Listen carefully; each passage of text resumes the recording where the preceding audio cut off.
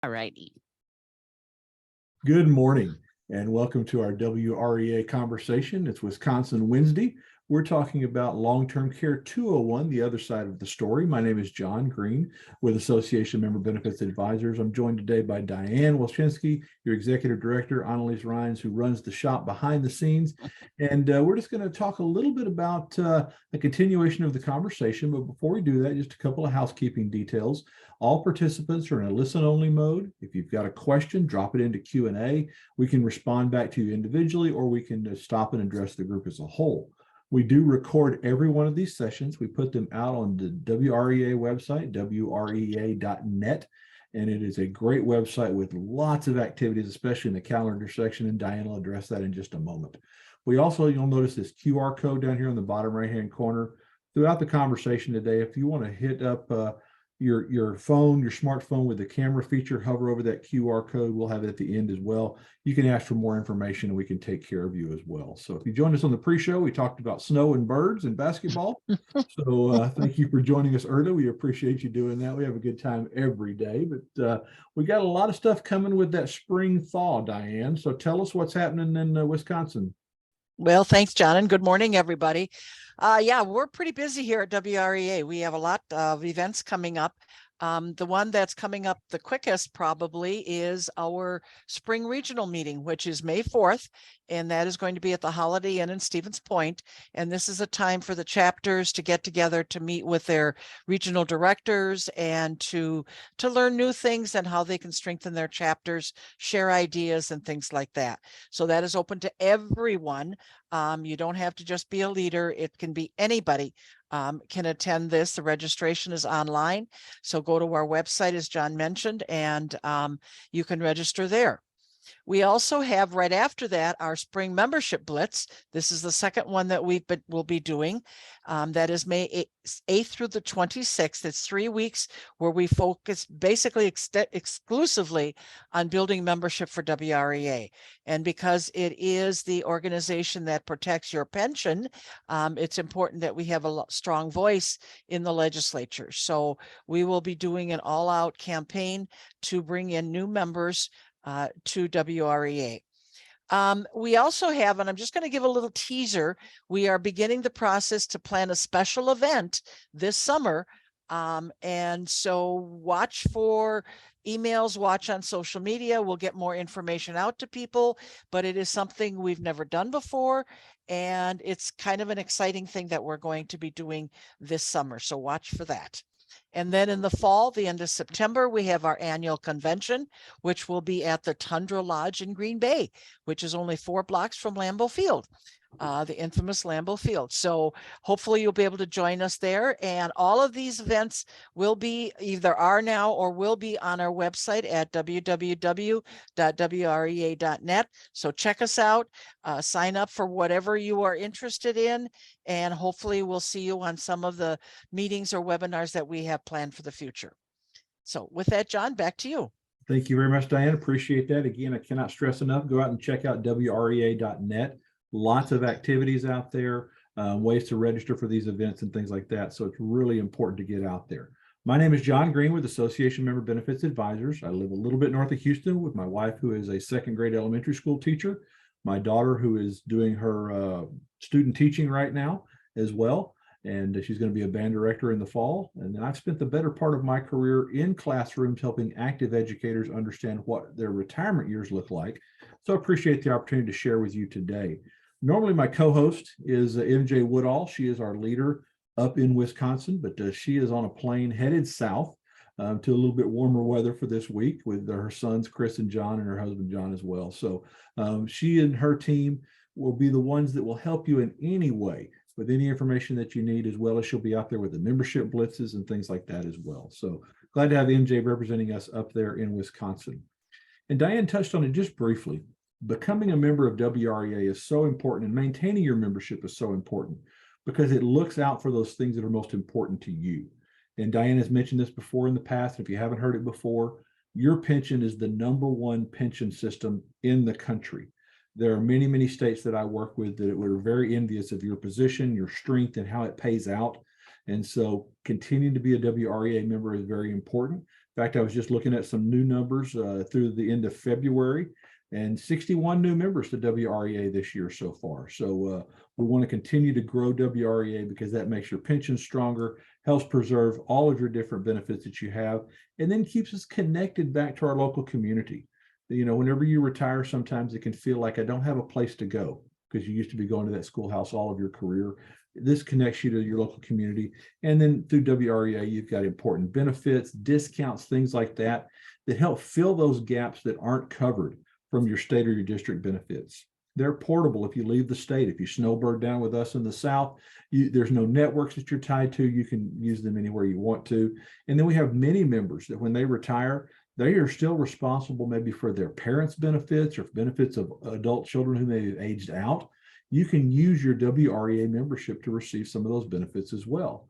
And part of that is this whole concept of home health care. We're going to talk about this today because it's a subject near and dear to my heart. And we're going to kind of talk about a little bit about what we covered in the basics session last month in 101. And we're going to talk about the current environment today, because some of you did take out a policy back when you were in school and you haven't looked at it in a while. You don't know what the situation is. We're going to address that today. We're going to show you some different options that could be out there depending upon your situation. Talk a little bit about the Medicaid myth, just a bit, help you make the most of your endorsed options. But to help me understand who's on this conversation today, I'm going to launch a quick poll. This is a little bit more in depth than what we've had in the past. I want to know, what happens when I need extended care? Who's going to take care of you if you need extended care? And this is an anonymous poll. You can answer that. It says, I'll pay someone to take care of me out of my own personal savings. I'm going to move in with my family and they'll take care of me. Or I have a long-term care plan that puts me in control. Or I don't know. And it's okay. There's nothing wrong with any one of these answers. It just helps me direct the conversation as we go through here, because I want to be able to make sure that I give you the best results for you and the best information that you want. And if you've got questions, again, drop those up into Q&A. Put them in the chat feature. We'll help that out as well. So, all right, we've got 100% participation on the poll, which I appreciate that. I'm going to share the results here. We've got a pretty good split. About half of you have a long-term care plan, and I applaud you. We're going to talk specifically about that today because I want to make sure that you feel comfortable with that plan, what it does and doesn't cover. And I'm going to show you some feedback that Diane and I got back from last fall. And this is a very common situation that we find a lot of members in right now. Then we've got about 40% of you that say, I'm going to pay for it out of my savings. Okay. And then one of you says, I don't know. And that's okay, because there's a lot of folks that you think you have a plan. And this is a famous boxing quote that Mike Tyson, the boxer, said: you have a plan going into the fight up until you get punched in the mouth the first time. And that's a lot of us when it comes to our long-term care plans. I think we've got a plan, or I don't know what my plan is, but when something happens, that's when it gets real. And that's really kind of why I want to talk about this today. And this is why I want to do this. This is the situation when it got real with me and my father. This is a photograph. If you've joined us before, this is why I'm so passionate about the subject of long-term care. This is taken in July of 2020 with my father right after he turned 80. He was in a memory care facility in Austin, Texas for the cumulative effects of vascular dementia. He was about 2 years in at that point into 2 different facilities. And it was the last time that he remembered who I was. He couldn't speak very well, but he could still say my name. He passed away in October, a little bit later of that year. But because what he did back when he was in his early 60s, whenever we got punched in the mouth and said, Dad can no longer stay at home safely, he has to move to a nursing home facility, there was a plan in place.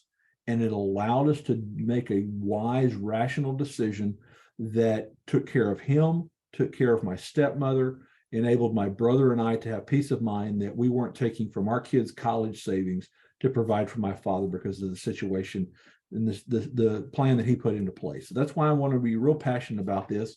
And so as we walk through this conversation, I'm going to sprinkle my experiences in here with this, especially for the 50% of you who already have a plan in place. I really want you to pay attention to some of these slides, because I'm going to kind of show you what the current situation is so that you understand how your plan is going to work.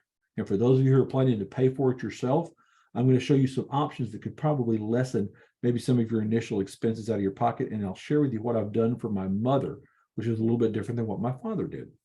So for those of you that probably took out a plan, you probably purchased it back when you were in school, when you were teaching, maybe a group plan in the 90s up until the early 2000s.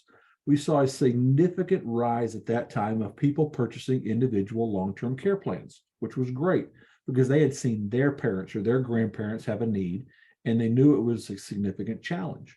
Well, all of a sudden, all of these plans started getting hit by massive claims, meaning that the companies who offered the plans did not realize that the rise in Alzheimer's, the impact of dementia, arthritis, other things would cause such a great need for long-term care. So they started raising rates, tightening up guidelines to qualify for. And so we saw a significant decline. What didn't change, however, though, is the fact that there was a pretty still significant need. So here's where we find ourselves today. And this doesn't matter whether you have a plan or not. This is kind of the situation that's out there right now.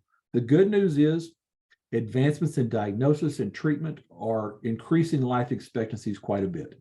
And that's cancer, that's even dementia, that's stroke care, things like that, things that used to be, I wouldn't call it a death sentence, so to speak, but would be almost, you had a stroke, you went right to a nursing home. With so much medications and advanced treatments and care, those things aren't happening right now. And we're seeing a variety of care options increase out there. It used to be the traditional, you could no longer be taken care of, you had to go to a nursing home. There's so many different variances in there, plus the rise in home health care, adult daycare, different things out there, community care, a lot of different options out there. On the other side, though, there are some challenges. We are aging as a population, so that increases the need, which drives up the cost. It's the old supply and demand cost there. So the cost of care goes up. We're seeing smaller family care pools, for lack of a better term. I think about all 4 of my grandparents were from 7 to 10 kids in their family. And so if somebody needed care, be it their parents, my great grandparents, or somebody else, there was always a brother or sister or somebody that could take care of them. Now we've got smaller families. It's just me and my brother on my side of the family. There's 3 on my wife's side of the family, smaller families. Some are living all across the country. So the care pool is shrinking. So it's not as easy to have somebody take care of you. We're also seeing some companies tightening up language on their policies, and they're saying you can't get care unless you receive it in a nursing home only, or you can't get care unless you receive or lose 3 activities of daily living. We're going to talk about those kind of things. Medicare is constantly changing, shortening what care they provide for any type of extended care. Coverage costs are going up. Coverage costs are shrinking, larger elimination periods, things I'm going to talk about. And then all of a sudden we lay on top of that COVID-19. And I found this out with my father's situation. When COVID-19 first hit, we were locked out of going to see my dad for a period of time. And my stepmother, strong-willed, she worked her way to where they would let her come in through a back door, this kind of thing, to see my dad. But what I noticed was that there were many specialists, skilled care providers, skilled nurses, rehabilitation facility specialists, things like that, that would rotate around to different nursing homes. Well, when COVID came, you could not leave that environment. You couldn't go to another environment. And so that caused the cost to go up because they had to hire new people, things like that. And different federal reimbursement funds versus vaccinations, whatever that is from a political standpoint, that just caused more of a difficult challenge on top of what was out there. So it really puts us in a difficult situation. But what hasn't changed through any of that is the fact that 70% of us, once we reach age 65, are going to need some form of extended care in our lifetime. And that could be just a simple slip and fall on an icy Thursday when the next round of snow comes in, and you break a hip and you need care for 3 months, 6 months. Or it could be like my father, which after his last stroke and he could no longer be taken care of at home, we needed to move him into a nursing home. So overwhelmingly, most of us are going to need care once we reach age 65. And in Wisconsin, that cost continues to go up. It's one of the more expensive states in the country. Connecticut's the most expensive. Texas is the least expensive. but the cost of care in Wisconsin is quite a bit. For my father, for a semi-private nursing home facility in Texas in a small community before he moved to Austin, was about $6,000 a month. And it wasn't a Taj Mahal, but it was a very good facility. But you can see, depending upon where you are in Wisconsin, it can run you for the same semi-private room like my father, $8,000 plus a month. It's significant. And these changes that you see in red are from the last survey that was done in late 21. So it's a little bit old. I should have the new numbers here pretty soon, but you can see that they're going up. There's much more of a demand. And so just get that in your mind, especially for those almost 40% of you that says, I'm going to pay for it myself. This kind of gives you a picture of what those costs look like. We walked through the traditional components of a long-term care plan back in Long-Term Care 101 last month, but just an overview for those of you who have a plan.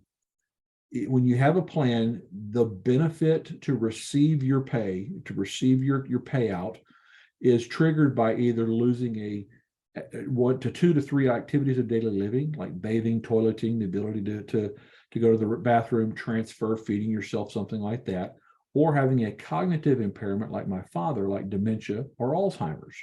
Because you can have a cognitive impairment like my father in his early dementia, he still was able to do all of the activities of daily living, but he was a wander off risk or a fall risk. And so he had to have care in the house because my stepmother still worked, to have somebody come over and stay with him at night to make sure he didn't wander off. So you can see that's what the qualifications are. And then depending upon how your policy is built, you could have a daily benefit amount that pays out X number of $100 a day for care, or it could be a pool of money that says you have this amount of money that covers you overall. So your different components of your policy, we're going to kind of walk through those in just a moment and show you some modernized options. But I highly encourage you, if you have a plan already, and you're going to see this multiple times throughout here, and I'm recording this, do not cancel your policy. Let someone on MJ or MJ's team review that plan to make sure you understand what you have, because we find many members who have a plan already, but they don't understand what their payouts are inside of it. They don't understand what the triggers are. They don't understand why their premiums are going up and what their options are, because you do have options in your policies. The state departments of insurance are very strict on long-term care policies to protect you as a consumer. So please, if you have a long-term care policy, don't cancel it. Let's review that plan. And we're going to talk about different ways that you can work through some of these traditional components out there. So here's where you may find yourself, if you're one of those 50% that are on the call today. You may find yourself having a periodic rate increases that are pretty sizable for a policy that you took out many years ago that you thought would stay level premium. Some carriers are coming back and saying, we know that the premiums are going up, but to help you keep your policy, we're offering to reduce your coverage to provide you a level premium. Again, it pays to review your policy. Some people now look at their plans and say, I didn't realize I was responsible for the first 90 days of my care. And if you saw that number in Milwaukee, that could be somewhere around $33,000 out of your pocket before you received any payment. And that could put a financial strain on it.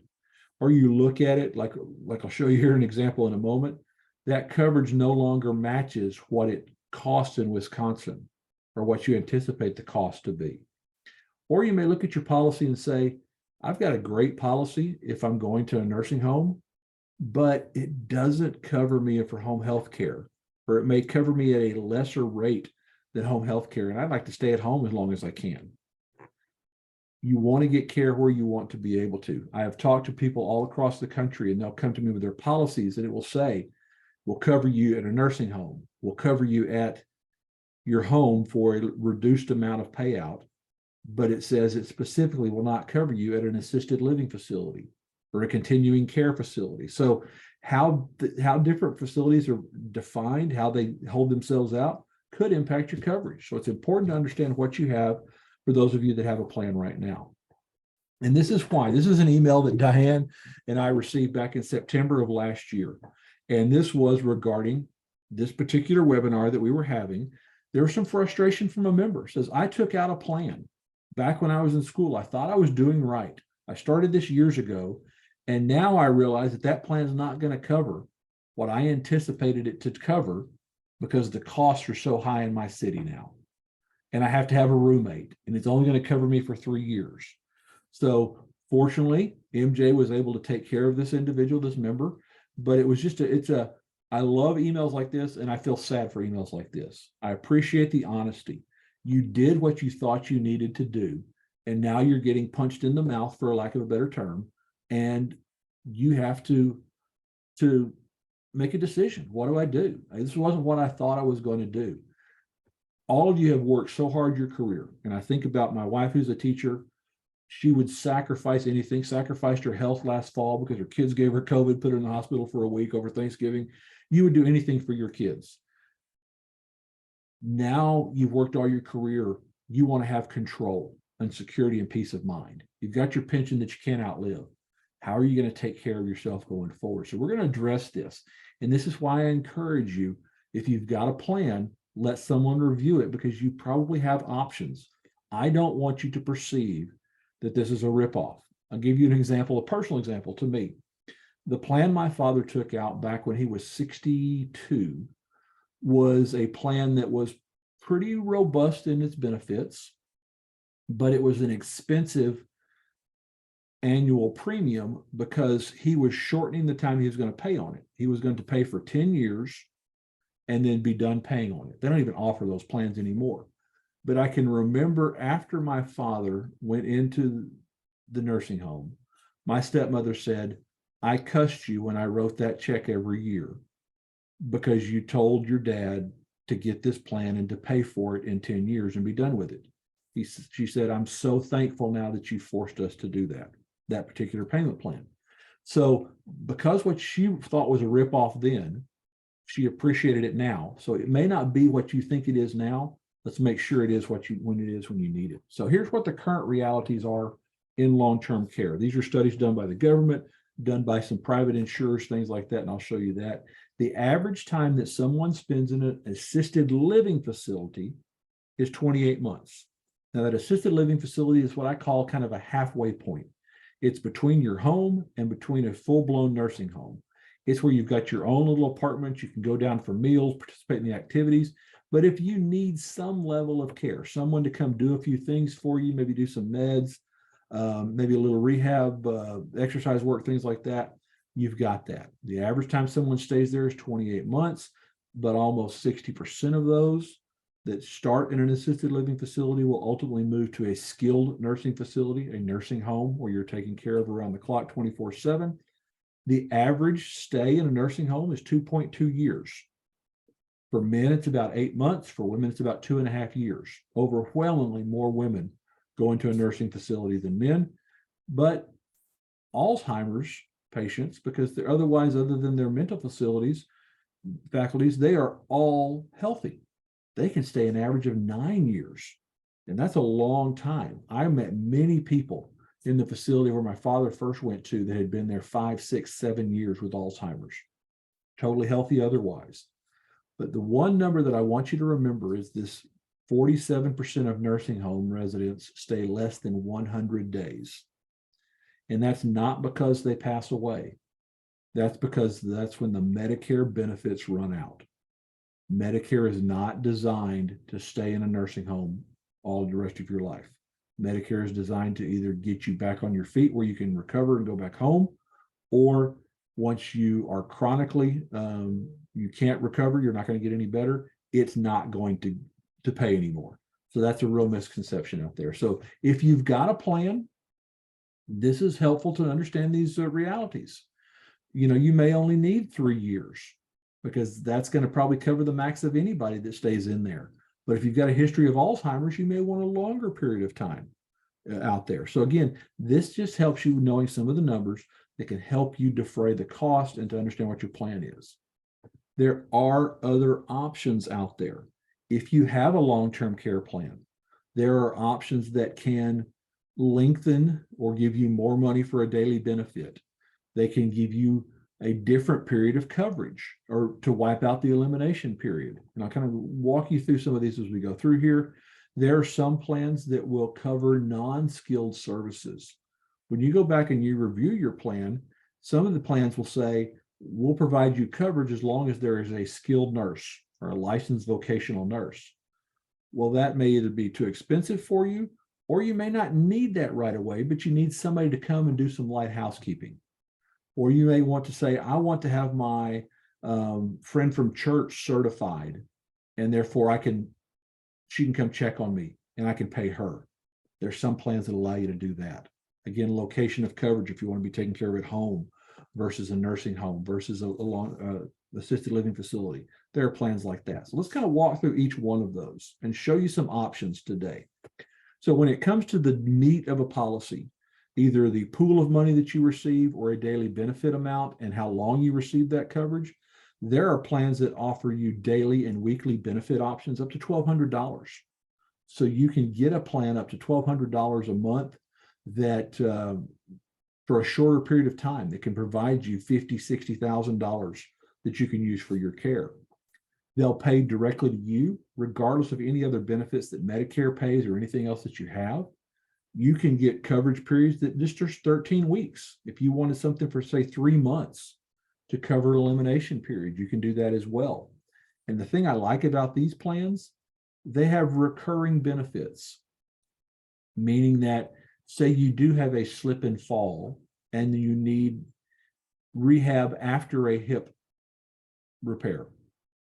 Well, you can have that done for 3 months. You get your pay, you get somebody to take care of you, all that kind of stuff like that. And then you go 2 years later and you don't have anything and you have another fall again, you've got coverage again. So it's really kind of a neat option out there. This is the type of plan that I took out for my mother. My brother and I decided that she has assets that we can provide for her care afterwards. But if she needs something for the first year while we're getting her affairs in order, we've got a plan that pays $1,000 a week that someone can come into her home and take care of her or stay up with her if she's got dementia, something like that. So that's an option of plan that's out there for you as well. It takes care of those daily benefit amounts, that length of coverage period, and is very, very affordable so that we know the first year, peace of mind, she don't have to worry about money out of her pocket or our pocket. We can take care of her that way. Then there's this large elimination period. The elimination period works just like a homeowner's deductible, where you're responsible for the first portion of your insurance claim before you get paid on your house. There's plans that you can use to wipe out that elimination period, a 60-day, a 90-day, or 180-day elimination period on your policy. You can come in and say, I want just $3,000 a month. I want $6,000 a month, a certain dollar amount where there's no waiting. The day one that you're certified that you need care, you've got that money coming to you as well. Because what we find is that first dollar is the hardest one to find. Whenever you decide, oh, mom needs care, or that your kids say, we need to take care of you, then you're scrambling around saying, do we take it out of her checking account? We can't call the pension board and say, hey, double my pension. Mom's got to go to a nursing home, that type of thing. You can have some form of a smaller pool of money, much less expensive, that would cover that elimination period or a shorter period of time to give you a chance to get your affairs in order, not have to sell off some assets, things like that, but then to get the care that you need out there and take care of the elimination period. But then, as we talked about, what if you don't want to go to a nursing home? In the case of my father's situation, for the first year or so of his early dementia, we didn't want to put him in a nursing home. He was familiar, he was comfortable at home. My stepmother did not want to do that, but she was still working. So she was able to, with her plan, take care of him at home, have someone come in to stay up with him at night, or then later on stay with him during the day while she was at work, so that she didn't have to worry that my dad was going to be taken care of in a comfortable surrounding, up until the point to where he didn't have the ability to be taken care of at home and needed more care. Then we were able to move him, but it kept him at home longer than we might have, because there was a plan that paid for that. So it gives you the lump sum benefit that you can decide how you want to be taken care of. If you want to, in that first year, to be taken care of all at home or during all that money, you can decide to do that. So it gives you that extra ability. And then some of these plans have extra cash. If you have to go into the hospital and then come out after a few days, it pays for that. Emergency room visits, things of that nature. So it gives you a lot of flexibility that you're taking care of at home and you're taking care of using non-skilled services. Some of the plans have the ability to certify a neighbor Some of them have even ability to certify a loved one, a family member that can come take care of you or be with you and still receive the benefits to use how you want to. So it's really some neat flexibility of the different type of plans that are out there as well. Because what we find out, and most of you put on there that didn't have a plan already said, I'm going to pay for it out of my own assets. Everyone has that plan going in. And that first punch in the mouth, what we find out is that 73% of us end up being taken care of at home by an informal caregiver who receives no compensation. And that usually falls upon the daughter or the daughter-in-law. Mom moves in, vice versa, that type of thing. And, think about your teaching years. If you had to take care of your mother while you were still teaching, we have several people that we know that have to quit their teaching career. And not only does it impact the income they bring into their household, but it stunts their pension growth as well. So for a woman, it falls almost $300,000+ it could impact you financially. Having to take care of someone can shorten someone's career.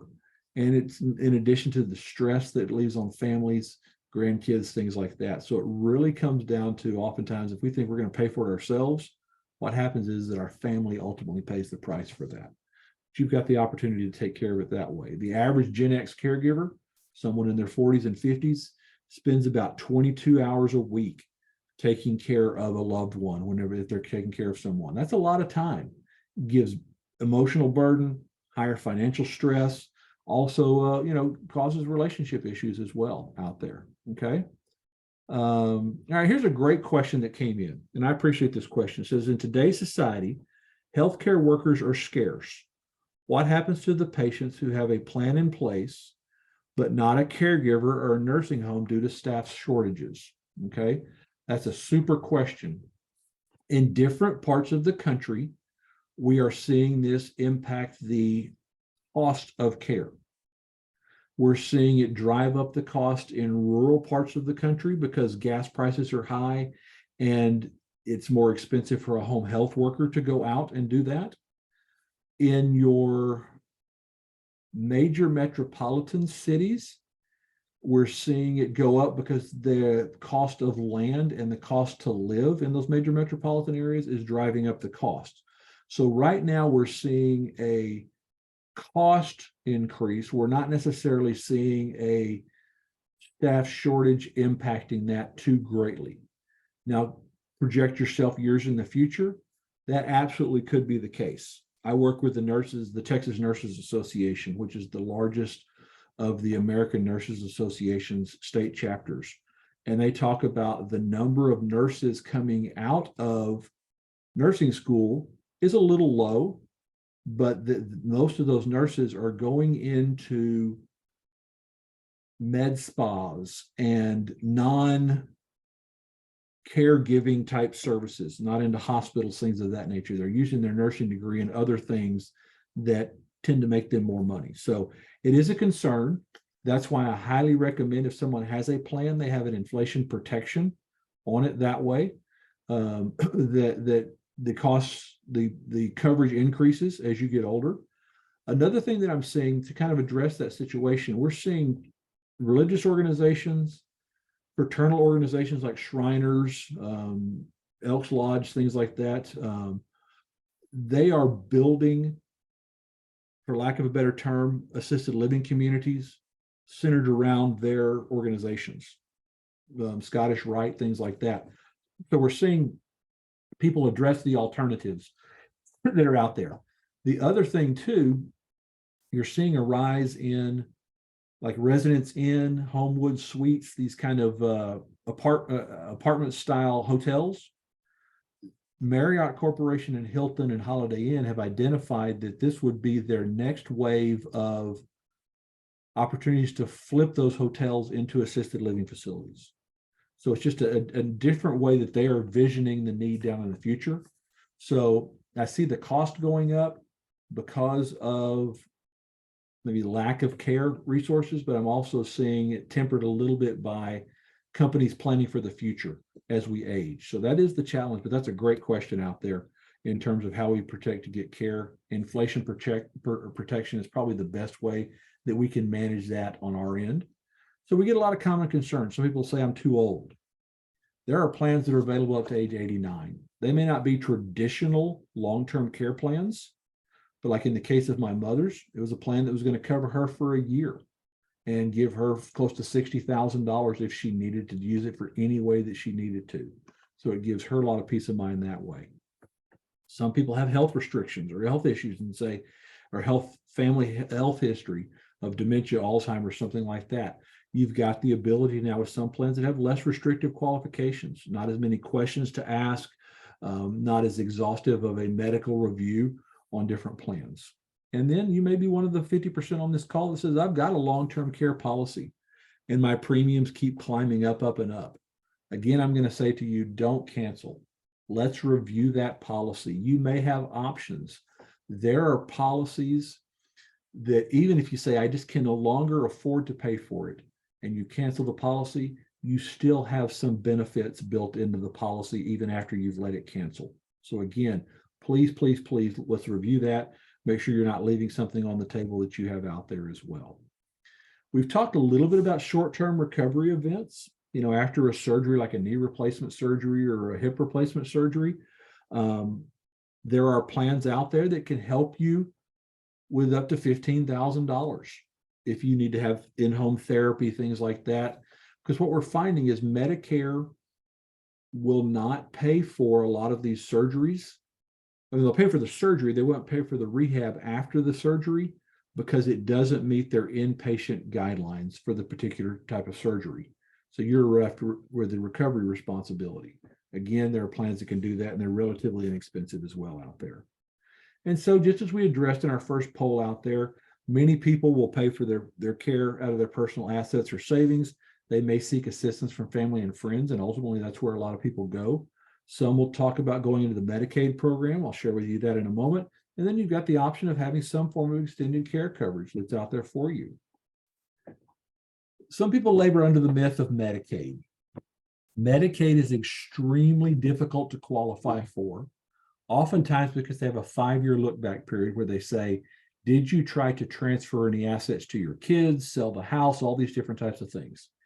In different states, there are different what are called poverty threshold limits that allow you to keep up to $30,000 in assets, including your house. Other states allow you to keep your house, stuff like that. Usually it's very difficult to qualify, especially for educators, because you have a pension.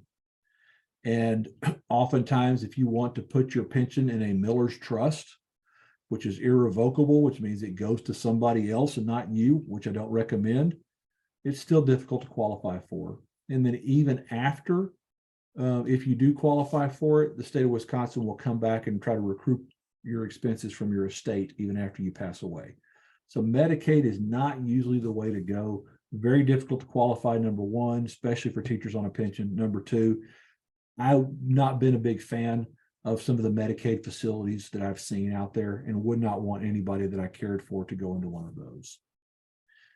Those of you who are Dave Ramsey fans, and I'm a big Dave Ramsey fan, took his class through church, my wife and I did last year, and he had a whole section on long-term care.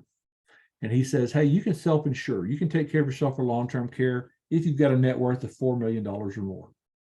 And he said that kind of flippantly, but he basically said, if you've got that much money, you'll be able to pay for it and not see a change in anything of your lifestyle.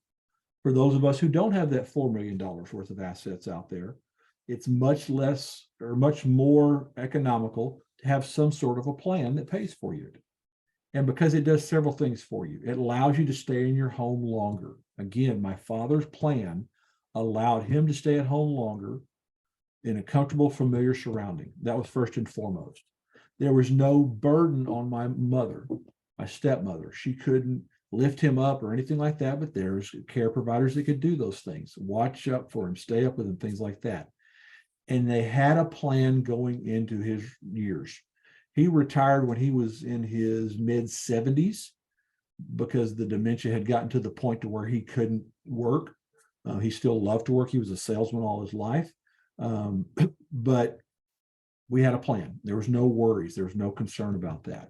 So again, the benefit later on is the importance, the peace of mind of knowing that he was taken care of. Now, there are some other unique ways that you can pay for long-term care. So these are some ways even outside of having a traditional long-term care plan or even some of those other alternatives I shared with you beforehand. One is through a life insurance policy. Some life insurance plans have a provision that allow you to accelerate a portion of the face amount to use for your long-term care needs.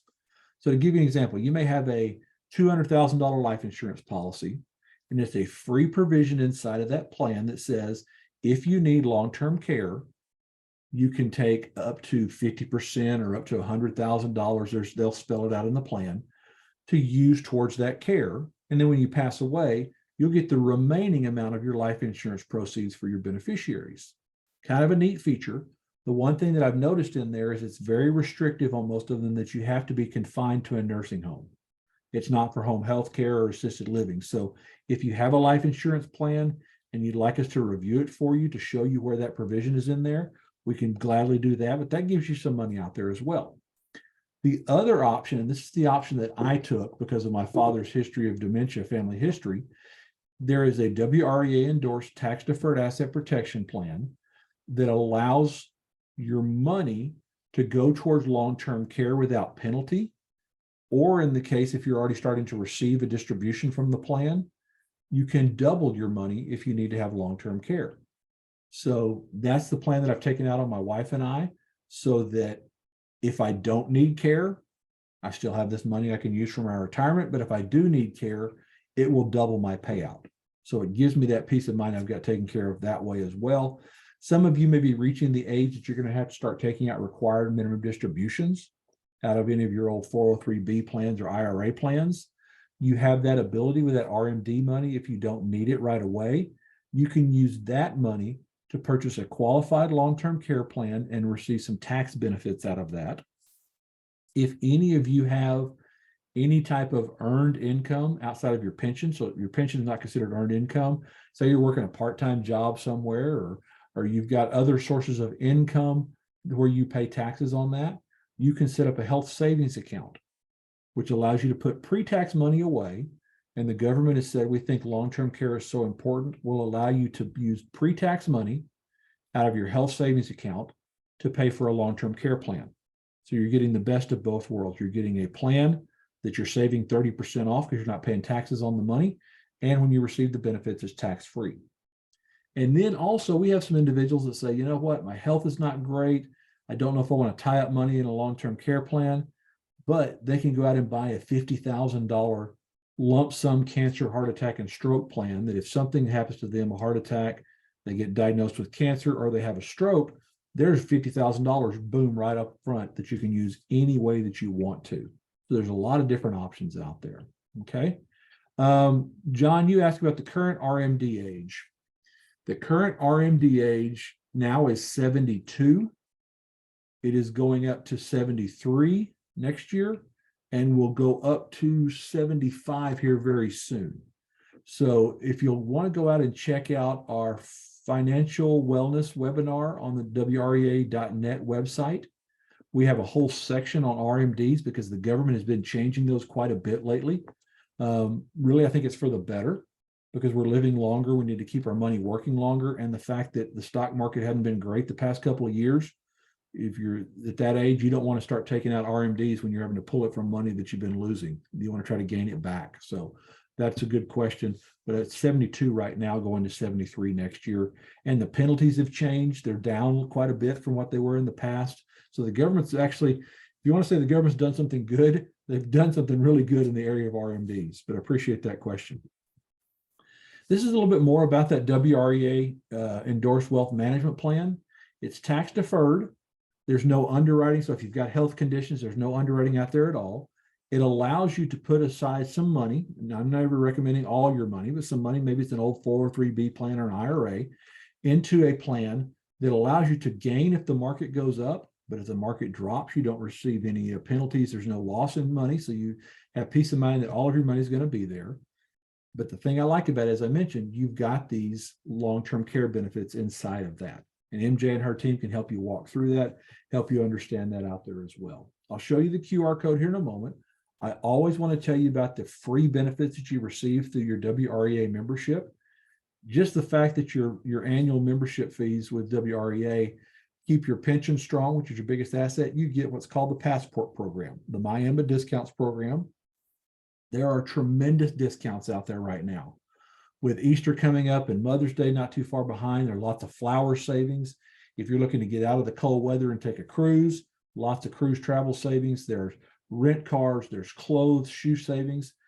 Right now, and I've never been to the Dells. I heard it's a great place and fun place to go. If you're looking for what I guess I would assume it's shoulder season in April, there are some places that are 80+% off right now. Some significant savings. I went and looked at Great Wolf Lodge for sometime in late April, and you could book a room that was normally $449. You could book it for around $113. I mean, there are just tremendous savings out there in the Dells right now. So get out there and take a look at them and see if you can save you money. But this is free for you as a member of WREA. And if you have questions about that, we'll be glad to help you out here in just a moment, show you how to find out information about that. Just a quick reminder, we've got several more workshops or webinars scheduled throughout the rest of the spring going into summer. We're going to talk first of next month about the dental and vision plans, by far the most popular plans that are offered through WREA and AMBA. We're going to break down and show you what they are, some tips and tricks on how you can get extra coverage, the rewards program, all that kind of stuff. We're going to talk on May the 10th about the basics of Medicare, kind of walk through some of the changes this year, but just to help you understand what Part A versus B versus the C, D, E, F, and G, all that alphabet soup, what that means. And then on June 3rd, we're going to talk more about protecting your nest egg.